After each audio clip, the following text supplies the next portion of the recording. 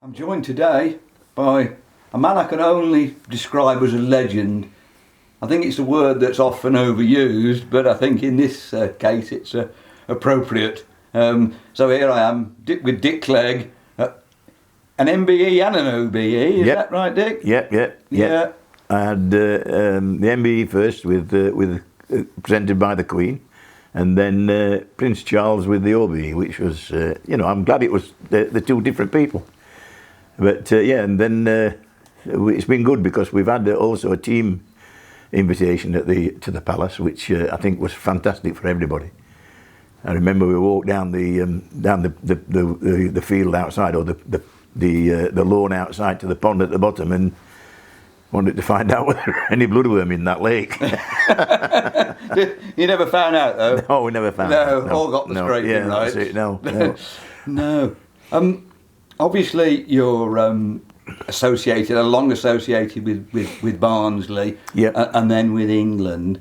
I'm assuming you're Barnsley born and Barnsley bred. Yep.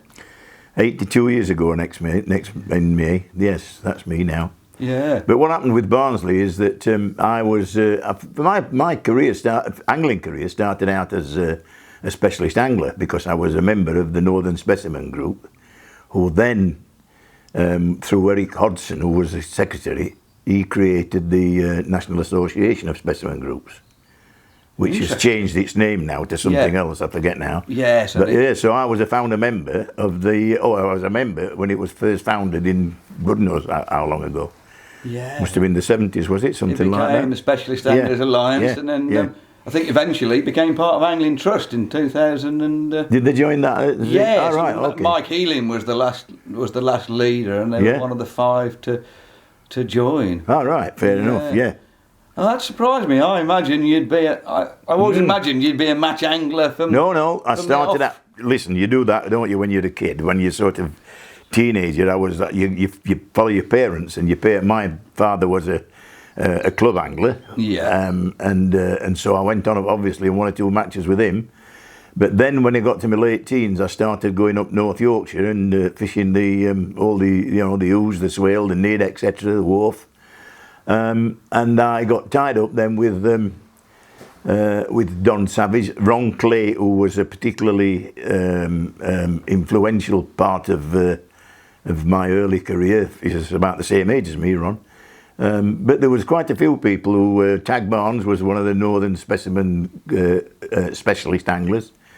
So I spent quite a lot of time in the Dales, and also in the winter going into Lincolnshire and Horsemere at pike fishing, etc. And that's how I started. And it wasn't until I bought a fishing tackle shop, which was rather foolish of me, because I had a good position I was an engineer working for a company in Sheffield. And I bought a fishing tackle shop, which my brother and I started with. And it was from that we started going basically match fishing, because most of the customers, especially in Sheffield, they would have been match anglers anyway. Yes, and in those days they would have been travelling to the Witham and to the Fens. Exactly. So we're talking the 1960s here. I suppose it would be. Yeah, it would be, because the first national I fished was what you know, 1970. 70. Yeah. So, talking about your first national, was it a question of just sort of putting your name down and you were in, like it is these days, or did you have to sort of fish a series of qualifiers? Well, there were no qualifiers, but I can't remember. I'm not sure whether Joe Waldron was our manager in Sheffield and District, but I know he had the best weight when we fished because we fished on the middle level, but I was selected, and I think I probably just snuck in at the time, because I hadn't been match fishing that long. I've had a few successes, and I suppose that was it. And it was okay. I mean, we finished 3rd with the bronze medal. I've still got that, and it's just, the medals then are better than they are now. They're much more, they look much nicer than they are now, but more expensive, I'm sure. Indeed. And so, before long, you'd had some involvement with Barnsley. How did that come about? Well, I had a fishing shop in Barnsley also. but I'd been a member, and I was fishing Barnsley matches as well, and I started running open matches, midweek open matches at Barnsley. But we had my brother and I had got a shop in Barnsley by this time as well. And the first Barnsley team meeting basically was Barnsley and District was for us to go on the middle level in the second division. It was the first year of the second division when it was formed with the NFA. And did we finish in the frame? I can't remember whether it was second or third or fourth or something anyway.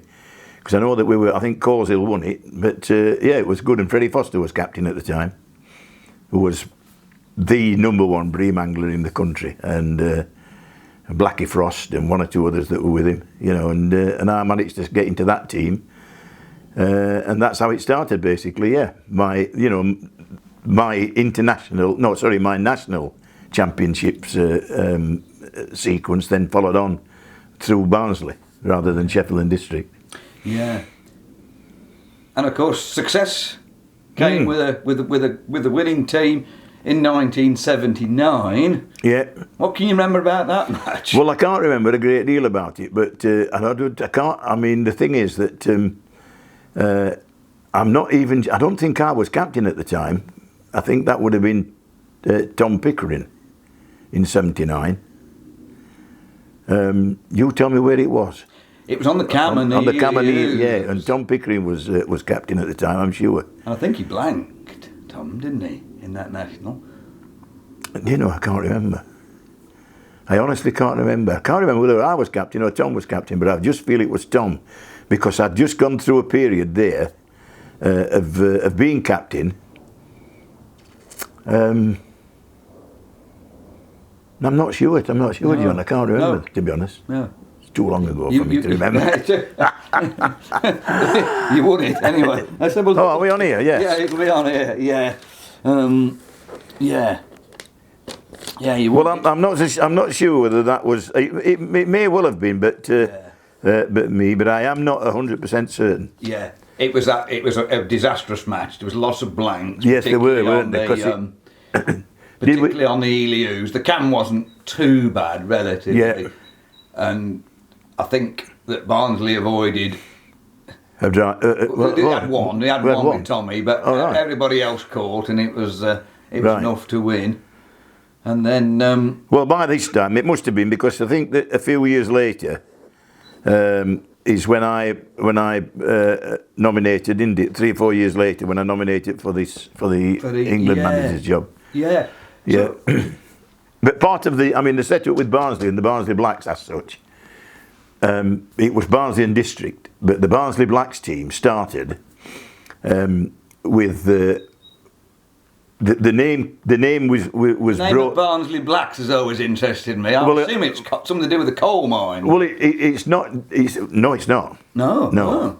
The best person to ask for it is Dennis White, isn't it? Because Dennis was the instigator. What happened was Dennis was fishing with Alan Sefton, Harry Jackson, and I think it might have been Tony Wilson. I'm not sure. I don't think it was Tom Pickering. I think it was Tony Wilson, and it was a 4-man team on the at Dunham on the river, and they couldn't find a name for the team, and we always had a problem with Lancashire anglers coming across with casters, because their casters were always proper casters, and ours were, according to what they were saying, were blackfly.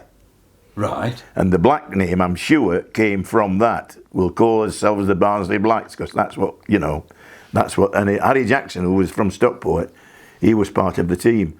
But then when we started fishing the Winter League series, it was basically that black was added to the team, which was outside of the Barnsley and District team for the Nationals.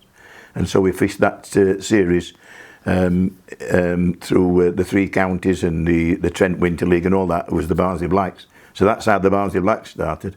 And it was at the time, like in '83, when they decided that they would, at the end of '83, that the NFA would change not change, but ask for nominations for position as manager for the World team. Yeah, is that something you'd been sort of longing for, or thinking, oh, I could do a better I never job expected. than Stan Smith? Or I think that Stan Smith was particularly unlucky. We all know as anglers, and especially match anglers, you've got to have a certain amount of luck. Without that, you're never going to succeed. And I'm not saying that the best anglers are the luckiest anglers, but they have to have a certain amount of luck. And I think Stan's problem was, you look at Luddington. They'd have paralysed Luddington in England had it not been for the rain. Yeah. So he was very unlucky there. There was 2 or 3 other occasions as well that I know that with just that little bit of luck going in his direction, they would have won. Yeah. Had 5 seconds, Dick. That's exactly right. 12 or 13 years. Exactly. So they were getting something right. Yes. That's it. Yes. And strangely enough, when I managed to get the job, the first one that we fished was in Switzerland, and we finished second. And we finished second by tying on points and losing out on weight. And I thought, well, is he going to continue this? Yeah, here we go again. Yeah. Absolutely. No, I think Stan was very unlucky, and I think that you do need that little bit of luck as an angler. You can't. Nobody can catch fish if there are none there, and so you take that luck with you, and if you do it right, you're going to win something. And we fortunately we did the second year in, which just shows you that little bit of luck extra, and you're on the podium as well, and with the gold medal rather than the silver or the bronze. Exactly. Just going back to you as an angler, I mean, do you think you were ever good enough to fish for England yourself? Or? I'd like to think I was. I certainly won enough competitions. I mean, I won the embassy. I won the first ever televised competition. I've got lots of other things that I've achieved and won, But Stan never came knocking on your door? I'll tell you what he did, John.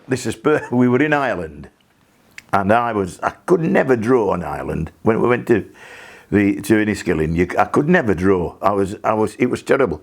I think I went 4 years in succession. I went more than that, but in 4 years in succession, and you were fishing 3 matches a week, Monday, Wednesday, and Friday. And I drew at Corrigan's and our schools, which is the absolutely worst part you could ever go on. I know it's down to sections as well, but weight-wise, you could never compete. And I was there 8 times out of 9. So I'm thinking to myself, this is rubbish, this. And one of the days I've got down there, then I'm on schools, and who's come behind me at the start of the match, just before the start, is Stan. So I thought, I'll show you, Stan, I'll catch some fish here, mate. And I've gone in with a plummet on my pole, and the plummet's got stuck. Oh, well, you've never seen anything like it. I'm trying to get the plummet back, I'm trying to get my float back and everything, and I finished up having to sort of stand in the water and grab the top of my pole and pull like. I turned around, he'd gone. So it didn't pick me for the international thing they used to do in the week once. Because there was they always on one of the days, Tuesdays or Thursdays, there was an international thing, Ireland versus the England versus the people at the forum or on the match. Yeah. So no, I don't know. I would have liked to fish for England, but next best thing, innit?